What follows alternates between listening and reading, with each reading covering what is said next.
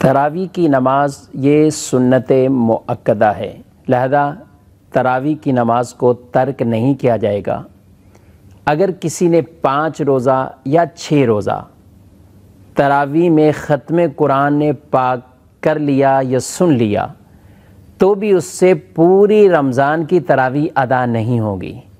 بلکہ اتنے دنوں کی ہی تراویح ادا ہوگی جتنے دنوں کی اس نے تراویح کی نماز پڑھی ہے۔ البتہ تراویح کا تعلق یہ رمضان سے ہے، تو جب تک رمضان کے دن، رمضان کے ایام اور راتیں موجود رہیں گی تراویح اس کو پڑھنی ہوگی۔ لہذا جن لوگوں کی یہ سوچ ہوتی ہے کہ 5 روزہ پڑھنے کے بعد ہم تراویح آگے نہیں پڑھیں گے، 6 روزہ قرآن پاک سننے کے بعد آگے تراویح ہم سے معاف ہو جائیں گی، یا 10 روزہ پڑھنے کے بعد تراویح کا سلسلہ ختم ہو جائے گا، یہ ان کی غلط فہمی ہے۔ قرآن اگرچہ انہوں نے سن لیا، اگر واقعی کسی جگہ 6 روزہ یا 5 روزہ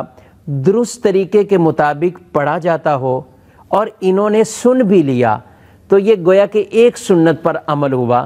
لیکن جو تراویح کی نماز ہے اس کا تعلق رمضان کی راتوں کے ساتھ، جب رمضان کے راتیں موجود ہوں گی تراویح کی نماز پڑھی جائے گی۔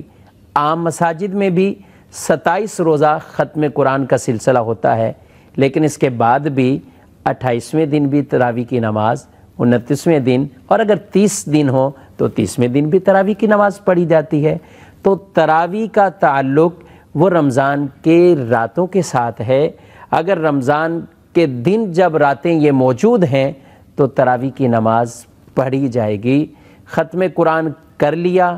سو ہو گیا، لیکن تراویح کی نماز ان سے معاف نہیں ہوگی۔ تو جو لوگ 5 روزہ 6 روزہ پڑھتے ہیں